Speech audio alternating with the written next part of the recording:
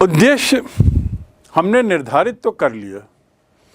हमारा उद्देश्य रहेगा, एक हम छोटे उसमें क्षेत्र में तुलना करें। कल्पना करिए आपका उद्देश्य है परीक्षा में 90% पाने का। वार्षिक परीक्षा में मुझे 90% अंक पाना है, ये आपने अपना लक्ष्य रखा उस वर्ष का, जिस वर्ष आप 12वीं की परीक्षा में बैठ रहे हैं। अब इस लक्ष्य को पाने के लिए आप क्या क्या प्रयास करेंगे, पहली बात। दूसरा, इस लक्ष्य के निर्धारण में कौन कौन सी बातें शामिल थीं। आपने 90% जो लक्ष्य बनाया, ये किस आधार पर बनाया, क्या सोच कर बनाया, क्या कारण थे जिसने आपको इस लक्ष्य के निर्धारण के लिए एक तरीके से सोच दी। तो उसे कहते हैं हम निर्धारित तत्व। तो भारत की विदेश नीति के भी ऐसे क्या निर्धारक तत्व थे जो मैंने उद्देश्य गिनाए। इन उद्देश्य के पीछे कौन कौन से तत्व शामिल थे, इन उद्देश्यों, ये उद्देश्य किन तत्वों से प्रभावित हुए, किन बातों से प्रभावित हुए जिससे कि हमने अपने उद्देश्य ये सब रखे। उदाहरण के लिए मैंने एक बात बताई कि भारत स्वयं जातिवाद से प्रभावित रहा, साम्राज्यवाद से प्रभावित रहा और उपनिवेशवाद से बहुत प्रभावित रहा, दुष्प्रभावित रहा। स्वाभाविक है उसकी विदेश नीति में इससे संबंधित तत्व जरूर हैं। इसी प्रकार अब हम और क्या क्या तत्व हमारी विदेश नीति को निर्धारित करते हैं, इन पर हम थोड़ा चर्चा करेंगे। अर्थात भारत की विदेश नीति के निर्धारक तत्व, determining factors of India's foreign policy. Factors, तत्व, कारक हर देश की नीति के जैसे होते हैं, उसी तरह भारत के भी हैं। भारत की विदेश नीति के तत्व क्या क्या हैं, थोड़ा हम सरसरी नज़र इस पर डालें। पहला, भौगोलिक तत्व। मैं जिस क्षेत्र में रहता हूं, जिस मकान में रहता हूं, उसके आसपास के लोग कैसे हैं ये तो बाद में आएगा, पर आसपास मकान कैसे हैं, कितने हैं, कितने मॉल्स हैं, कितनी सड़कें हैं, ये भी मेरे पड़ोसियों के संबंध को निर्धारित करने में अहम भूमिका निभाते हैं, मानते हैं ना। उसी प्रकार भारत की अपनी भौगोलिक स्थिति भारत की विदेश नीति को निर्धारित करने में बहुत अहम भूमिका निभाती है। और भारत के भौगोलिक स्थिति की यदि हम बात करें तो ऊपर हिमालय की एक प्राकृतिक सीमा है, हिमालय पर्वत की एक प्राकृतिक सीमा बनी हुई है। नीचे तीन ओर समुद्र है, पश्चिम में पाकिस्तान, उत्तर में चीन और नेपाल, फिर उसके बाद भूटान, म्यांमार पूर्व में और बांग्लादेश पूर्व में। दक्षिण की ओर देखें तो श्रीलंका। ये भारत के पड़ोसी राष्ट्र हैं। पड़ोसी राष्ट्र कैसे हैं, इनकी क्या सोच है, ये निश्चित रूप से हमारी विदेश नीति को प्रभावित करेगी।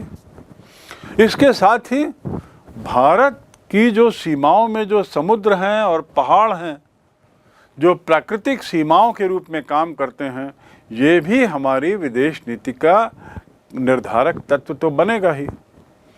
भौगोलिक दृष्टि के कारण ही पंचशील के सिद्धांत के आधार पर हमने पड़ोसी देशों से अच्छे संबंध बनाए रखे थे बहुत समय तक।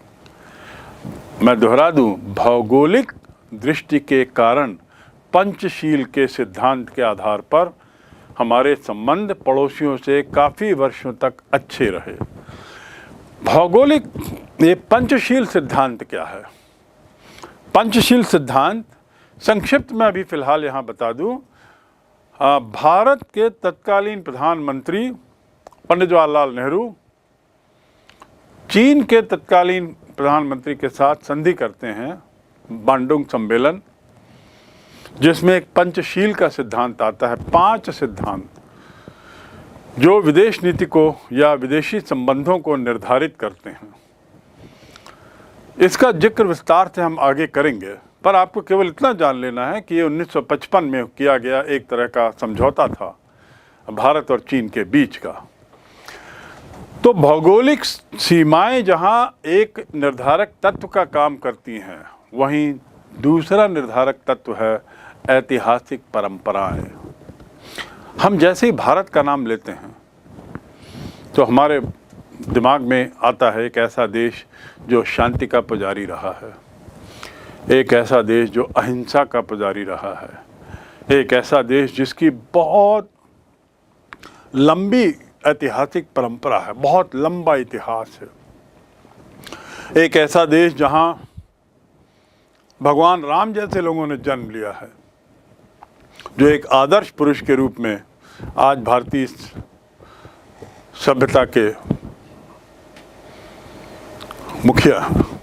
उसी प्रकार भारत को एक ऐसा देश माना जाता है जो हमेशा परस्पर सद्भाव के रूप में रहता है, और इसीलिए मैंने पूर्व में आपको बताया वसुधैव कुटुंबकम की जिसकी भावना है। ये जो इतिहास है भारत का, इस तरह की सोच जिस देश के लोगों में है, यह सोच भी भारत की विदेश नीति के लक्ष्य में साफ दिखाई देती है। उदाहरण के लिए अंतर्राष्ट्रीय विवादों को शांतिपूर्ण तरीके से सुलझाने का प्रयास, निःशस्त्रीकरण में अटूट विश्वास, साम्राज्यवाद उपनिवेशवाद की खिलाफत, रंग भेद का विरोध, ये सब जो हमारे भारतीय विदेश नीति का जो हिस्सा है, ये एक तरीके से हमारी ऐतिहासिक परंपराओं पर ही तो आधारित हैं। विदेश नीति के लक्ष्य में अहिंसा, शांति, मानवतावाद, इसकी शुरुआत तो हम देख सकते हैं गौतम बुद्ध, अशोक और उसके बाद के काल में भी सतत रूप से भारत हमेशा अहिंसा का पुजारी रहा है। और 1947 महात्मा गांधी जो विश्व के लिए अहिंसा के एक तरीके से आदर्श थे, निश्चित रूप से भारत तो उनके इस रास्ते का पालन तो करेगा ही, और ये बात भारत की विदेश नीति में साफ दिखती है। तीसरा तत्व, ऐतिहासिक परंपराओं के बाद तीसरा तत्व है सैनिक तत्व। भारत की विदेश नीति का सबसे बड़ा लक्ष्य है, जैसे किसी भी देश का होगा, अपने देश की सुरक्षा, हर कीमत पर अपने देश की सुरक्षा, ये किसी भी विदेश नीति का सर्वोच्च लक्ष्य होता है। भारत का भी ऐसा ही था, और ऐसा करते हुए हमें सुनिश्चित करना है कि हम पर किसी भी तरह का विदेशी आक्रमण ना हो, अर्थात संभावित विदेशी आक्रमणों से बचने के लिए, संभावित विदेशी आक्रमणों से उसके प्रभाव को समाप्त करने के लिए जरूरी था कि भारत एक सैनिक दृष्टि से ताकतवर देश बने। सैनिक दृष्टि से निर्बल देश कभी भी अपनी स्वतंत्र विदेश नीति नहीं बना सकता। वो अपनी सार्वभौमिकता, वो अपनी संप्रभुता नहीं बना रख सकता। इसलिए आवश्यक था कि भारत एक शक्तिशाली सैनिक राष्ट्र बने। एक कमजोर देश को, सैनिक दृष्टि से कमजोर देश को दूसरे देश की सैनिक ताकत पर निर्भर होना पड़ता है। भारत की सैनिक दृष्टि से दुर्बल स्थिति ने भारत को विश्व के सभी राष्ट्रों के साथ मैत्रीपूर्ण संबंध बनाए रखने और गुटनिरपेक्षता का पालन करने के लिए बाध्य किया। ये इस बिंदु को आप समझ लें। भारत गुटनिरपेक्षता का पक्षधारी रहा, बहुत स्ट्रांग एडवोकेट रहा। भारत विश्व में मैत्रीपूर्ण संबंधों के लिए लगातार प्रयास करते रहा। इन प्रयासों के पीछे भारत का इतिहास भी शामिल है। भारत सैनिक दृष्टि से, तुलनात्मक दृष्टि से कमज़ोर रहा है। शायद उस कमज़ोरी के पीछे उसका पुराना इतिहास, जहाँ वो अहिंसात्मक रहा, जहाँ वो सतत रूप से 200-300 वर्षों तक अंग्रेजी सत्ता का गुलाम रहा, भारत की ये सैनिक कमज़ोरी ने भारत की विदेश नीति को एक दिशा दी है, जिसमें मैत्रीपूर्ण संबंध और उसके साथ साथ गुट निरपेक्षता आदि की बात करने के लिए हमें विवश किया है। निश्चित रूप से गुट निरपेक्षता एक सार्थक प्रयास था, लेकिन इसकी शुरुआत के पीछे कहीं न कहीं भारत की सैनिक कमजोरी रही होगी, जिसने इस बात के लिए भारत को बाध्य किया सोच के लिए कि हमें ऐसी नीति अपनाना है जिसमें कि हम किसी भी सैन्य गुट के दबाव में ना आए। शुरू से ही भारत के राष्ट्रमंडल का सदस्य बने रहने का जो कारण था, वह था सैनिक दृष्टि से ब्रिटेन पर निर्भरता बनी रहे। आप जानते हैं राष्ट्रमंडल क्या है? राष्ट्रमंडल अर्थात अंग्रेजी में कॉमनवेल्थ, कॉमनवेल्थ ऑफ नेशंस मतलब क्या होता है? ऐसे देश, ऐसे देशों का गुट, सैन्य गुट नहीं, ऐसे देशों का गुट जो किसी न किसी काल में अंग्रेजी साम्राज्य का हिस्सा रहे हैं। उन लोगों ने तय किया कि हम लोग एक ऐसा प्लेटफॉर्म बनाएं जहां पर एक साथ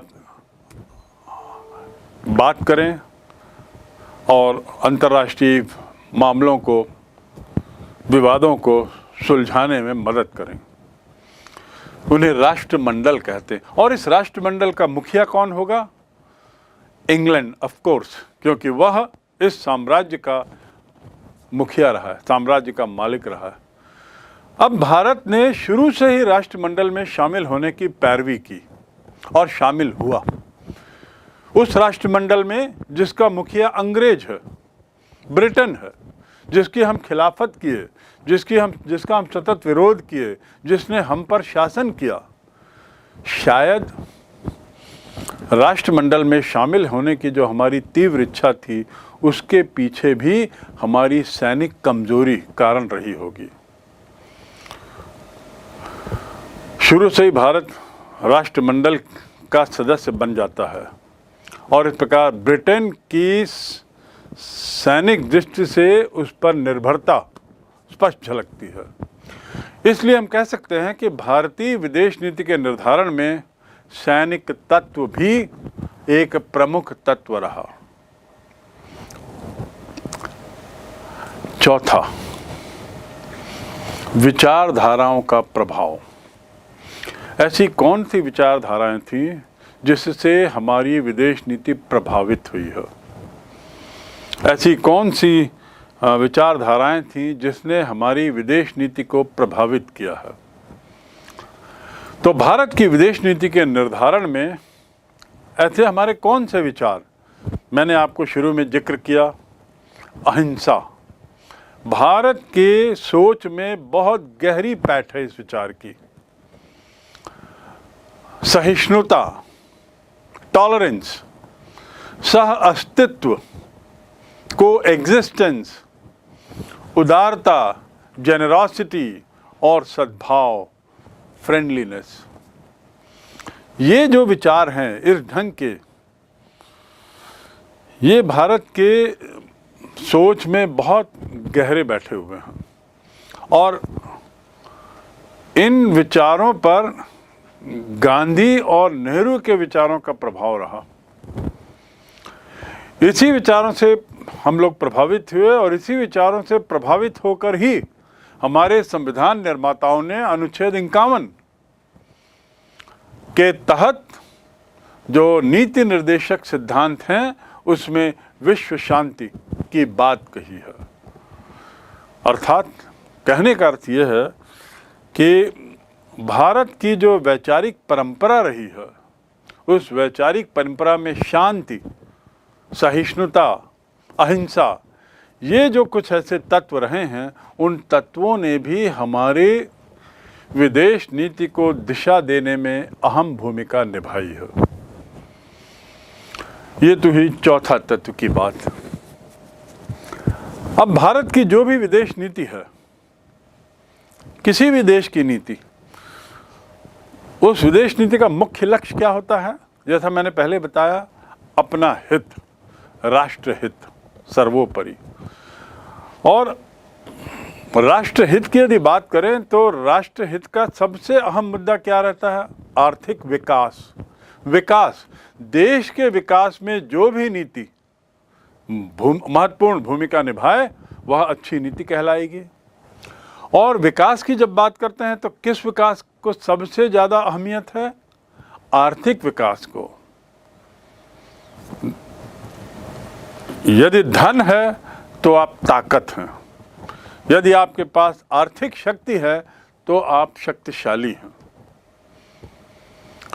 उसी बात को लेकर हम आते हैं पांचवें तत्व की ओर, अर्थात आर्थिक तत्व। भारत जब स्वतंत्र हुआ तो भारत कैसा था? अत्याधिक दरिद्र देश, अत्याधिक गरीब देश, निर्धनता की कगार पर, आर्थिक दशा अत्यंत शोचनीय। और ऐसी स्थिति में यदि हमें आर्थिक उन्नति करनी है तो वो तभी संभव है जब आसपास शांति रहे। नहीं, ये जरूरी है कि आसपास शांति रहे। राजनीतिक उथल पुथल, राजनीतिक अशांति, युद्ध के क्षेत्र यदि हों आसपास तो आपकी आर्थिक प्रगति नहीं हो सकती, क्योंकि इससे आर्थिक प्रगति के विभिन्न तत्व बहुत बुरी तरह प्रभावित होते हैं। तो इसलिए ज़रूरी था कि भारत अंतर्राष्ट्रीय शांति की पैरवी करे। ये ज़रूरी था कि ऐसा पैरवी करते हुए वह अन्य देशों से आर्थिक सहायता लेने में काबिल हो, क्योंकि भारत को आर्थिक सहायता की ज़रूरत थी। और यदि विश्व के विभिन्न देश अशांति के दौर से गुजर रहे हों तो निश्चित रूप से वे आर्थिक मदद करने में हिचकेंगे, आर्थिक मदद करने में विलंब होगा, आदि आदि, जो भारत के आर्थिक विकास को प्रभावित करेगा। इसलिए भारत अपनी आर्थिक स्थिति, आर्थिक दरिद्रता के कारण भी शांतिपूर्ण संबंध, अंतर्राष्ट्रीय मैत्री और इस तरह की बातें करता है जिससे कि भारत के आर्थिक विकास में बाधा ना पड़े। पूंजीवादी देश और साम्यवादी देश दोनों से आर्थिक सहायता भारत को लेनी थी। भारत तो इस बात में इंटरेस्टेड था कि उसे सहायता मिलती रहे। उसके लिए ये अहम नहीं था किसी भी देश के लिए कि उसे सहायता किस तरह का देश दे रहा है। उसके लिए तो अहम है, भारत के लिए खासकर उस समय ये अहम था कि उसे आर्थिक मदद मिलती रहे, चाहे वो अमेरिका या उससे जुड़े हुए देश हों, चाहे वे सोवियत संघ या उससे जुड़े हुए देश हों, उसे तो आर्थिक मदद चाहिए थी। और संभवतः भारत के इस आर्थिक मदद की निर्भरता या ज़रूरत ने ही भारत को गुट निरपेक्षता की ओर जाने में प्रेरित किया। तो इसका मायने ये हुआ, भारत ने गुट निरपेक्षता की नीति क्यों अपनाई? इस पर पहला कारण तो हमने बताया था, सैनिक शक्ति कमज़ोर थी। दूसरा कारण हमने बताया था, सैनिक दृष्टि से हम कमज़ोर, और दूसरा कारण यहाँ अब आप समझ गए कि भारत को आर्थिक सहायता की ज़रूरत थी और वो इस बात के लिए कतई चिंतित नहीं था कि वो अमेरिका से मिले या रूस से मिले, उसे तो आर्थिक मदद की ज़रूरत। और इसीलिए गुट निरपेक्षता की नीति यहाँ बहुत काम आई। अमेरिका और रूस के गुटों की राजनीति से अलग रहने का परिणाम ये हुआ कि भारत दोनों ही गुट के देशों से मदद लेने में सफल रहा।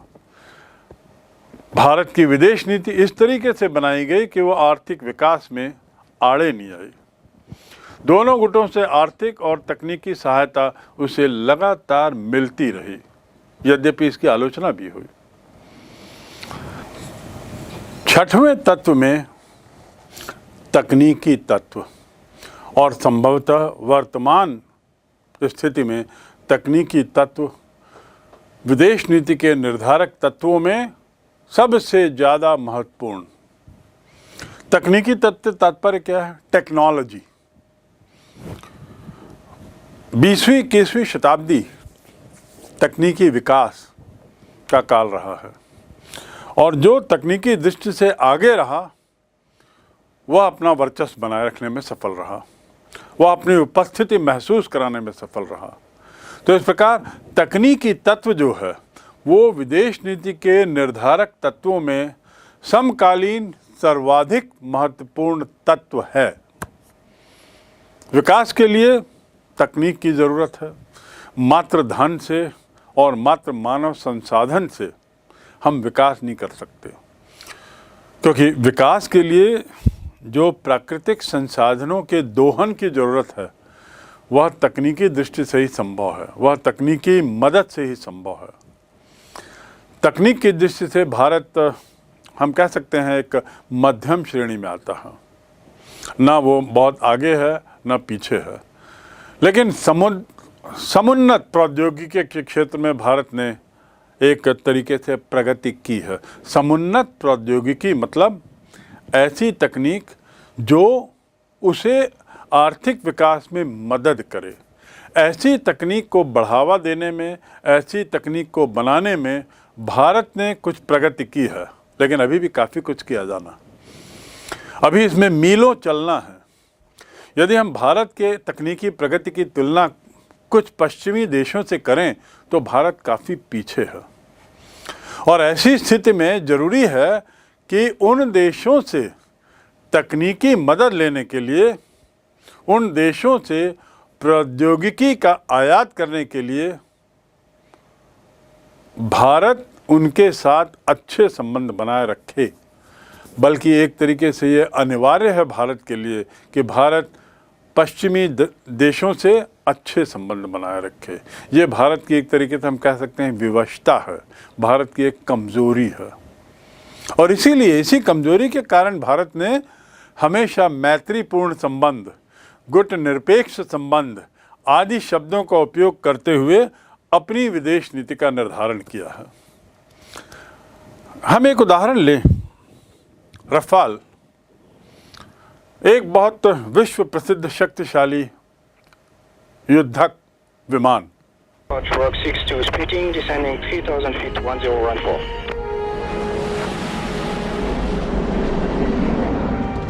Rogue 61 sur ordre du CNEA, changement de mission en vol, contactez Marina sur stade 334. Mars approach, Rogue 61, Roger. Marina, Rogue 61. Rogue 61 Marina. जो हमने भारत ने फ्रांस से खरीदा है। यह विमान आधुनिकतम है और इसकी जो तकनीक है वह भी अत्याधुनिक है।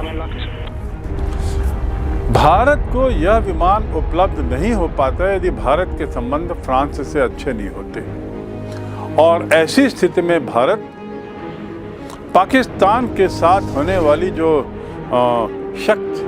शस्त्रों की दौड़ है उसमें कुछ पीछे हो जाता। इसलिए भारत हमेशा सुनिश्चित करता है कि इन विश्व के शक्तिशाली देशों के साथ उसके संबंध अच्छे बने रहें, और ये तकनीकी निर्भरता के कारण ही भारत को कई बार अपनी विदेश नीति में एक तरीके से सॉफ्ट मार्ग अपनाना पड़ा है।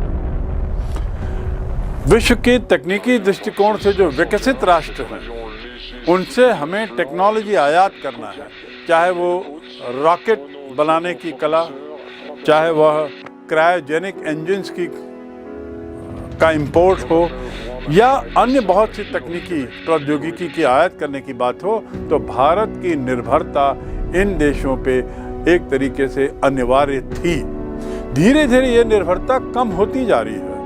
भारत स्वयं अपने देश के अंदर अब ऐसी तकनीक का विकास करने में आगे बढ़ रहा है, अग्रसर हो रहा है, और ऐसा करते हुए वह अपनी निर्भरता को भी कम कर रहा है। पर सच्चाई तो ये है कि आज भी हमें काफ़ी कुछ इन पश्चिमी विकसित देशों की तकनीकी प्रौद्योगिकी पर हमें निर्भर होना पड़ता है। इसी तारतम्य में भारतीय जो विदेश नीति निर्माता है उन्हें ध्यान रखना पड़ता है कि ऐसे राष्ट्रों के साथ हमेशा हमारे संबंध मधुर बने रहें जिनसे भारत को तकनीक आयात करनी हो, चाहे वो न्यूक्लियर टेक्नोलॉजी की हो, चाहे वो लेटेस्ट आईटी इंफॉर्मेशन टेक्नोलॉजी की तकनीक हो, आदि आदि।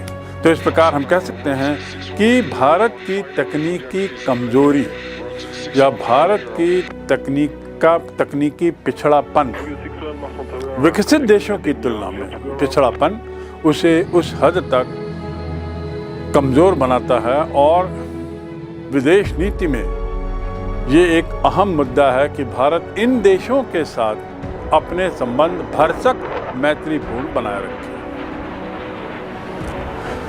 सातवां तत्व क्या है जो हमारी विदेश नीति का निर्धारक तत्व हो? वह है अंतर्राष्ट्रीय तत्व। जब भारत स्वतंत्र हुआ तो विश्व दो गुटों में था, सोवियत गुट, अमेरिकी गुट, दोनों के बीच में शीत युद्ध। और पंडित नेहरू ने यही उचित समझा कि इन दोनों गुटों से दूर रहा जाए, और उनके दो कारणों का जिक्र मैं पूर्व में कर चुका हूँ। कमज़ोर सैनिक शक्ति और उसके साथ ही साथ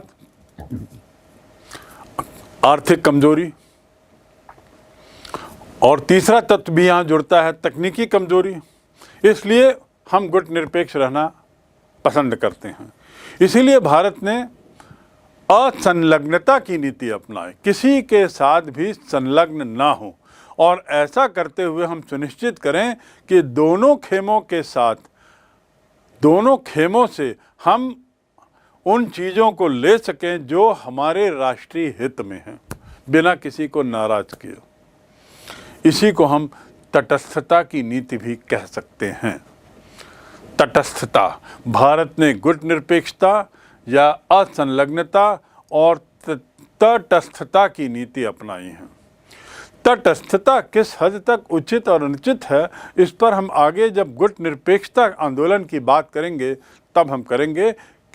तब हम समझेंगे बेहतर कि तटस्थ होने से तात्पर्य क्या है।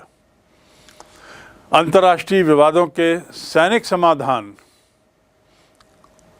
का सतत विरोध जो भारत करता है वह इन्हीं अंतर्राष्ट्रीय परिस्थितियों की देन है, क्योंकि भारत कतई नहीं चाहता कि सैनिक समाधान किसी समस्या का निकाला जाए, अन्यथा वह उसके लिए भी नुकसानदेह होगा। तो इस प्रकार सातवां अंतर्राष्ट्रीय तत्व। आठवां तत्व बहुत महत्वपूर्ण है भारत की दृष्टि से, और वह है पंडित जवाहरलाल नेहरू का स्वयं का व्यक्तित्व। पंडित जवाहरलाल नेहरू भारत के प्रथम प्रधानमंत्री और जैसा बताया विदेश मंत्री भी थे, और एक काफ़ी लंबे साल तक रहे। 1946-47 से 1964 तक उन्होंने भारत की नीति को दिशा दी, उसे प्रभावित किया, और विश्व मंच पर भारत का जो भी स्थान है उसको निर्धारित करने में उनकी बहुत महत्वपूर्ण भूमिका थी। उनका जो व्यक्तित्व था, उनकी जो खुद की जो विचारधारा थी, उनकी जो खुद की सोच थी, उसने हमारी विदेश नीति को काफ़ी प्रभावित किया। वैसे ही जैसे उनकी सोच ने भारत के आर्थिक नियोजन की नीति को प्रभावित किया, भारत के आर्थिक विकास की नीति को प्रभावित किया, जिसका अध्ययन हम पूर्व में नियोजित विकास की राजनीति और राष्ट्र निर्माण की चुनौती के तहत इन दो अध्यायों में पढ़ चुके हैं। हम स्पष्ट रूप से देखते हैं विदेश नीति पर नेहरू की सोच का प्रभाव। पंडित नेहरू स्वयं उपनिवेशवाद के और साम्राज्यवाद के खिलाफ थे। उसके अलावा वो फासिस्टवादी विचारधारा के भी सख्त खिलाफ थे। फासिस्टवादी विचारधारा क्या है, इसके लिए आप बस केवल इतना समझ लें कि जैसे जर्मनी में हिटलर का शासन था, उसी काल में इटली में मुसोलिनी का शासन था। मैं बात कर रहा हूँ 1930 से 45 के कालखंड के बीच की, या 1933-34 से 1945 का काल, द्वितीय विश्व युद्ध के प्रारंभ से समाप्ति तक का काल में। उस समय इटली और जर्मनी में दो तानाशाह थे, हिटलर और मुसोलिनी। मुसोलिनी की जो विचारधारा थी वह फासिस्ट विचारधारा कहलाती है। उसका अध्ययन आप किसी अन्य अध्याय में कर सकते हैं। फिलहाल आप समझ लें कि फासिस्ट विचारधारा अर्थात ऐसी विचारधारा जिसकी शुरुआत हम एक तरीके से मुसोलिनी इटली में देख सकते हैं। नेहरू इसके भी खिलाफ थे, साम्राज्यवाद विचारधारा के खिलाफ थे, और वे जितने भी अंतर्राष्ट्रीय विवाद हैं उसे शांतिपूर्ण हल करने के प्रबल समर्थक थे। इसी का ही तो परिणाम था कि भारत के सामने जब कश्मीर की समस्या आई तो नेहरू ने इस समस्या को शांतिपूर्ण ढंग से निपटाने के लिए ही संयुक्त राष्ट्र संघ में इस समस्या को भेज दिया। उसका आगे क्या परिणाम हुआ उस पर हम आगे अध्ययन करेंगे। फिलहाल फिर हम इतना जान लें कि नेहरू ने भारत की विदेश नीति को काफ़ी प्रभावित किया, जो स्वयं शांतिपूर्ण उपायों के हिमायती थे, उसके प्रबल समर्थक थे। और इसके अलावा उन्हीं की सोच थी कि भारत इस वर्तमान परिप्रेक्ष्य में ये भारत के लिए सर्वोत्तम होगा कि वह दोनों महाशक्तियों में से किसी भी महाशक्ति की ओर सतत रूप से अपना झुकाव न दिखाए, अर्थात गुट निरपेक्ष रहे। गुट निरपेक्ष की सर्वोत्तमता पर पंडित नेहरू का पूर्ण विश्वास था और इसीलिए उन्होंने गुट निरपेक्ष आंदोलन के प्रणेता के रूप में उसकी शुरुआत की, मार्शल टीटो और गमाल अब्दुल नासिर के साथ मिलकर। अपने इन्हीं विचारों के परिणाम स्वरूप उन्होंने भारतीय विदेश नीति को ढाला है और आज भी हम देखते हैं कि भारत की विदेश नीति मूल रूप से नेहरू के ही विचारों का मूर्त रूप है। नेहरू के ही विचारों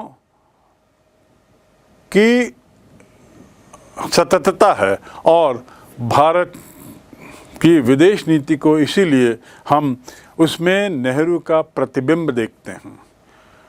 हम मानते हैं कि भारत की विदेश नीति के शिल्पकार पंडित जवाहरलाल नेहरू थे। इस प्रकार पंडित जवाहरलाल नेहरू का व्यक्तित्व भी भारत की विदेश नीति को दिशा देने में एक महत्वपूर्ण तत्व के रूप में देखा जा सकता है। नौवां तत्व, जिसे संक्षिप्त में हम राष्ट्रीय चरित्र कहते हैं। राष्ट्रीय चरित्र से क्या तात्पर्य है? राष्ट्रीय चरित्र का अर्थ है राष्ट्र के निवासियों को राष्ट्र से भावनात्मक लगाव होना। राष्ट्र के निवासियों को राष्ट्र के साथ भावनात्मक लगाव, इमोशनल कनेक्शन। जब तक ये भावनात्मक लगाव नहीं होगा तब तक आप राष्ट्र के निवासियों से पूर्ण निष्ठा की अपेक्षा नहीं कर सकते। इमोशनली भावनात्मक रूप से हमें अपने राष्ट्र के साथ जुड़े होना होगा और यदि ऐसा नहीं होगा तो वो राष्ट्र कमज़ोर रहेगा, राष्ट्र प्रेम की भावना नहीं रहेगी, देश प्रेम की भावना नहीं रहेगी। इस प्रकार हमारी विदेश नीति में इस बात को बहुत महत्वपूर्ण समझा गया कि राष्ट्रहित की संपूर्ति करने के लिए, राष्ट्रहित की संपूर्ति करने के लिए ज़रूरी है कि यहाँ के लोगों में भावनात्मक जो झुकाव है देश के प्रति, राष्ट्र के प्रति, वह लाया जाए। इसलिए राष्ट्रीय चरित्र की बात यहाँ की गई है एक महत्वपूर्ण निर्धारक तत्व के रूप में। विदेशी नीति के निर्धारक तत्वों में अंतिम तत्व है राष्ट्रीय हित। राष्ट्र का चरित्र एक बात है और राष्ट्रीय हित सर्वोपरि होना, ये एक दूसरी बात है। बल्कि सच्चाई तो ये है कि जैसा मैंने शुरू में बताया, विदेश नीति का मुख्य आधार होगा देश का हित।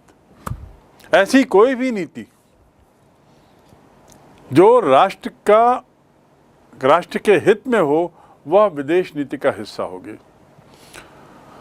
तो एक ऐसी स्थायी नीति का निर्माण करना जो राष्ट्रीय हित में हो, ये अत्यधिक जरूरी था। भारत के राष्ट्रीय हित में जिन्होंने उस विदेश नीति को प्रभावित किया है, कौन कौन सी बातें थी? आखिर किस राष्ट्रीय हित की हम बात कर रहे हैं? इसका जिक्र पूर्व में किया जा चुका है उन राष्ट्रीय हितों के बारे में, लेकिन फिर भी हम संक्षिप्त में फिर से राष्ट्रीय हित के तहत, राष्ट्रीय हित को प्रभावित करने वाले तत्व, इसके तहत हम उन 4-5 बिंदुओं की ओर फिर बात करें संक्षिप्त में। पहला, देश की सुरक्षा को बनाए रखने वाला। राष्ट्रीय हित में हमें ऐसी विदेश नीति अपनानी होगी जो ये सुनिश्चित करे कि देश की सीमाएं सुरक्षित हों। दूसरा, राष्ट्रीय हित में हमारी विदेश नीति ऐसी हो जिसमें आर्थिक पुनर्निर्माण हेतु हमें विदेशों से आर्थिक मदद मिल सके। भारत एक निर्धन देश था जिसका बारंबार हम जिक्र कर रहे हैं। तो इस प्रकार राष्ट्रीय हित की यदि बात करें तो भारत के राष्ट्रीय हित में ये था कि भारत को विकसित देशों से आर्थिक मदद मिल सके, आर्थिक पुनर्निर्माण हेतु।